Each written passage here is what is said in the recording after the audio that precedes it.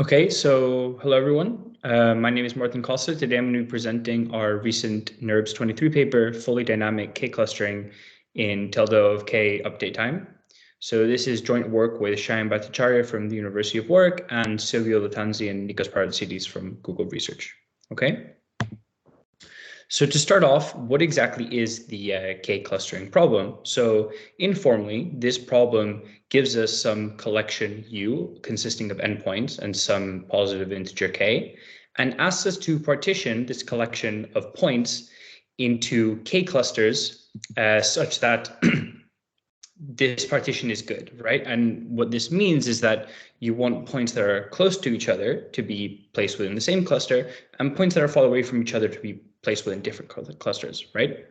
So intuitively here, these are just like some points in the plane, and we can see that they're sort of partitioned into three little groups. So a natural good solution might look something like this, right? But in order to actually be able to design algorithms for this problem and be able to reason about this, we need to formulate this in terms of some like formal mathematical problem. And there's many different ways that one can do this, which leads to many different clustering problems. But one possible simple natural way of doing this is as follows. So we assume that the points being given to us form some metric space UD, right? If you're not familiar with the metric space, just think of them as being points in like n-dimensional Euclidean space, and d being some distance function between them within this Euclidean space.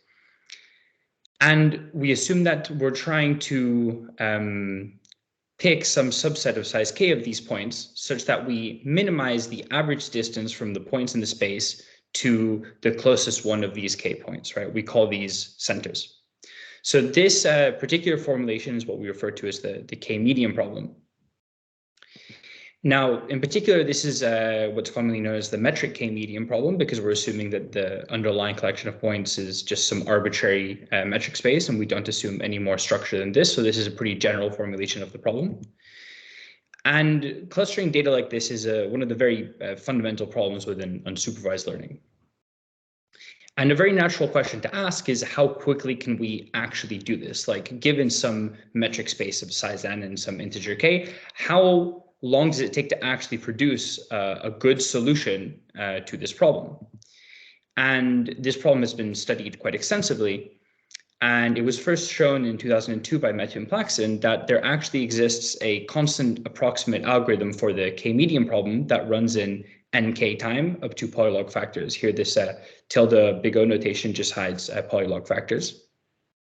And it was also shown by Mettu that, in fact, any constant approximate algorithm for the K-median problem necessarily runs in at least nk time.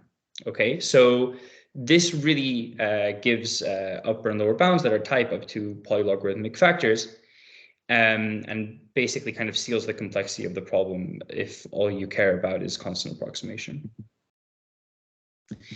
Now, suppose that instead of just being given all the data in one go, we want to maintain a clustering of some data set that's constantly evolving and changing over time, right? If the data set is particularly large, it can be extremely expensive to recluster this thing every single time the data set changes by a little bit, right? You insert one point and potentially you have hundreds of thousands or millions of points within your data set. You don't really want to just run an algorithm from scratch every single time you make a very small change. And this really is no longer feasible, particularly nowadays where data sets, very large data sets, are extremely common. And we really need to do something a little bit more clever. So this is the motivation for the dynamic K-median problem, where instead of just being given some metric space, some collection of data, we have some stream of updates corresponding to point insertions and deletions from some underlying metric space. So let you denote this metric space which evolves over time, which we're given access to. And what we want to do is we want to maintain information about this metric space. We want to maintain some data structure such that we can efficiently answer solution queries, where a solution query basically asks us to return a solution to the K-median problem on the current metric space, right? So we have some metric space which is just constantly changing, and we want to, whenever we want one, just be able to retrieve a constant approximate solution to the k-median problem from our data structure. And the idea here is that, really we have two metrics within a dynamic algorithm or a dynamic data structure that we care about, as well as, of course, the approximation ratio. But like I said, for this purposes of this talk, we're just assuming we would just care about constant approximation.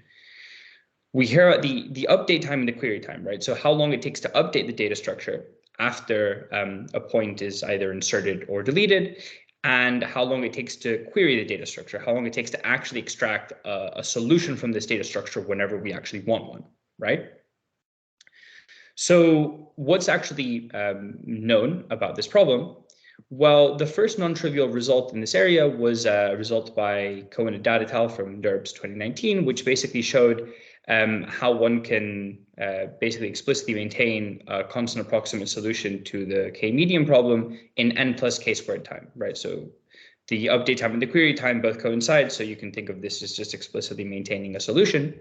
And this was subsequently improved upon by Henzinger and Kale at ISA 2020, which showed how to basically remove this linear factor in n from the update time and reduce the update and query time down to k squared up to polylog factors, okay?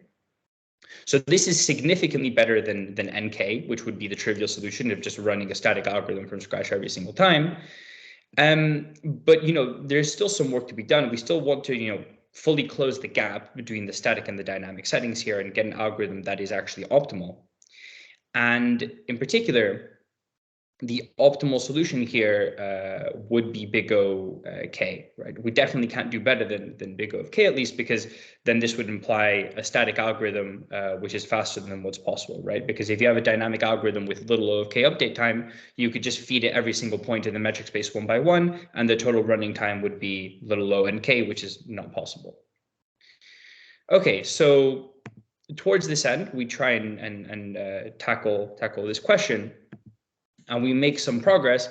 And in particular, we were able to show how to construct a dynamic algorithm for the k-median problem, which has big O of k update time and k squared query time, where our update time here is amortized, okay? So in particular, our algorithm is actually optimal if the updates occur in batches of size omega k.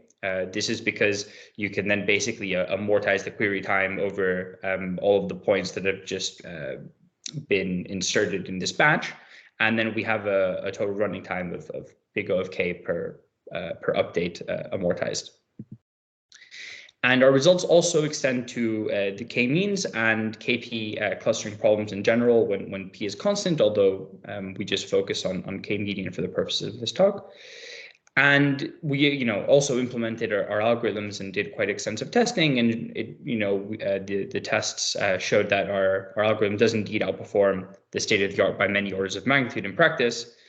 We ran this on various data sets for various values of k, but the results were all fairly similar. The cost of the solution quality was fairly similar for both our algorithm and Henzinger and Kale. But the update time of our algorithm is many orders of magnitude faster. Okay, so how do we actually achieve this result? So the algorithm of Henzinger and Kale works by dynamically maintaining coresets, right? So they have this tree-like structure which recursively computes coresets, and after an update, you go through this tree and you recursively kind of compute the appropriate coresets, and then whenever you want to actually have a solution, you basically run a static algorithm on top of this dynamic coreset that you're maintaining. Now, the issue with this is that it's really not clear how one can maintain a coreset in subquadratic in k update time. So what we do is we take a different approach, and instead of maintaining a coreset dynamically, we instead maintain a bicriteria approximation. If you're not sure what this is, I'll describe this in a second. And the way we do this is by actually dynamizing this algorithm of Mettu and Plaxton, which I mentioned previously. So we referred to the algorithm of Mettu and Plaxton as just the MP algorithm. And this algorithm basically works in two phases. So in the first phase, the algorithm constructs what's known as a bicriteria approximation. So what is a bicriteria approximation?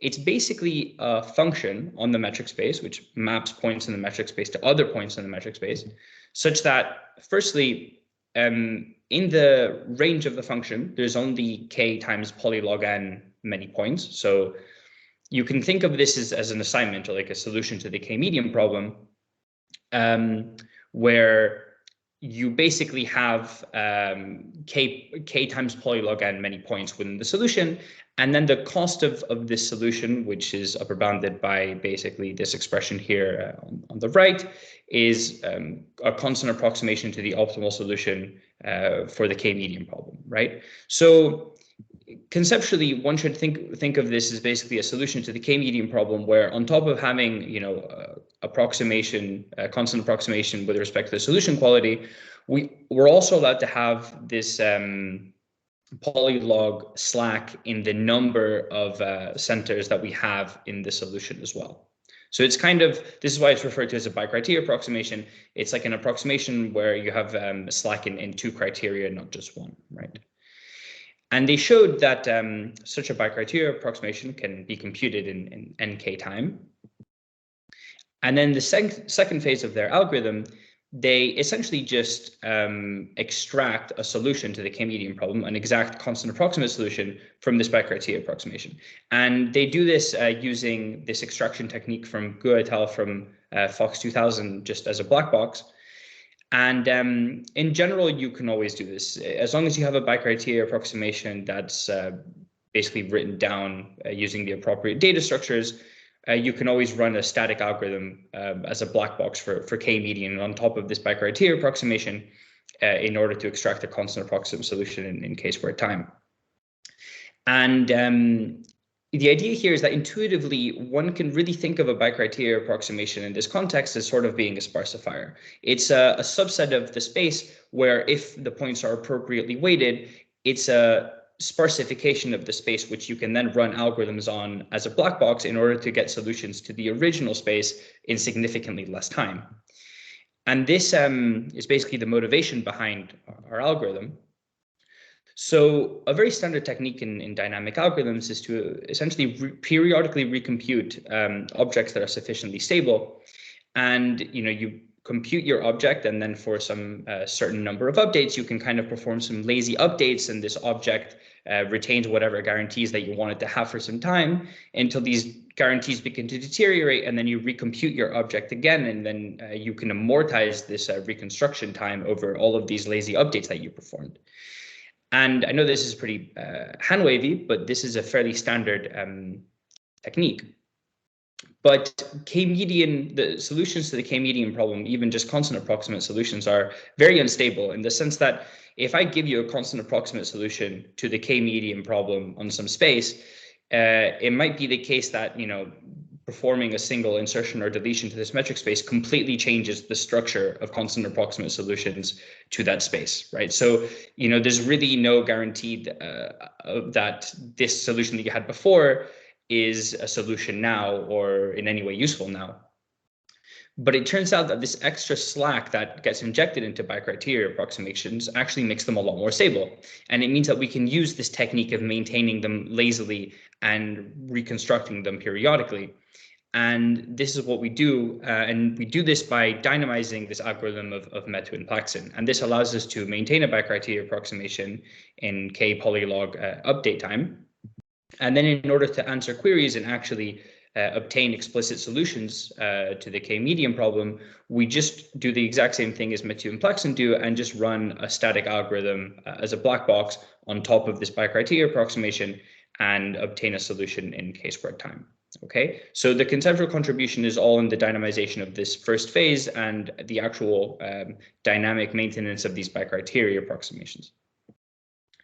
Okay, so how does the phase one of this Mettu and Plaxton algorithm actually work, and why is it that we can dynamize it? So the way this algorithm works is, you start off with your entire space, so let U prime be equal to the entire metric space. And then the algorithm proceeds in polylog many rounds, where every single round, what it does is it samples some big O of k many points of the space uniformly at random and independently. And then what it does is it basically takes, it grows balls uniformly around all of these points with the same radius until it captures a constant fraction of the space. Here, I've written the constant as a half, but it can be any constant. It doesn't really matter. And after it's captured a constant fraction of the space, it removes all of these points from the space. And it repeats this process every single time, sampling, big O of k points uniformly at random and independently, growing these balls until it captures a constant fraction of the space. And in particular, it grows the radius until and finds the smallest radius such that it captures this specific constant fraction of the space and then removes these points. Okay. And it continues like this until there's no points left and the space is empty. And it returns the union of all of the points sampled across all of these different layers in the algorithm. And then it constructs this bicriteria approximation pi by basically assigning some point, every point in the space, to the point in S, the sampled point that was responsible for it getting removed from the space earlier on. And if the point you're looking at is some point in S, then you can just assign it to itself. Okay, and it turns out that this assignment is indeed a bicriteria approximation. And the idea here is that we can maintain a very similar structure dynamically by basically just allowing for slack in specific parts of this algorithm, in specific parts of these layers. And the idea is that the fact that you're allowed to kind of take any constant fraction of the space, it doesn't necessarily have to be a half, allows you to create a dynamic algorithm by playing with these factors a little bit. And you can basically periodically reconstruct these layers and then maintain them lazily for some time until they need to be reconstructed again and still retain a significant amount of the guarantees. And the larger layers are more expensive to reconstruct. They take more time, but they can also be reconstructed less often because they're much larger and they're also more robust to these insertions and deletions, right? And we can then basically carry out this amortized analysis, and in total, we get an amortized update time of big O of k. Okay, so thanks for watching. And if you're interested in seeing more about this algorithm and the techniques, then the paper is available on arXiv. Thanks a lot.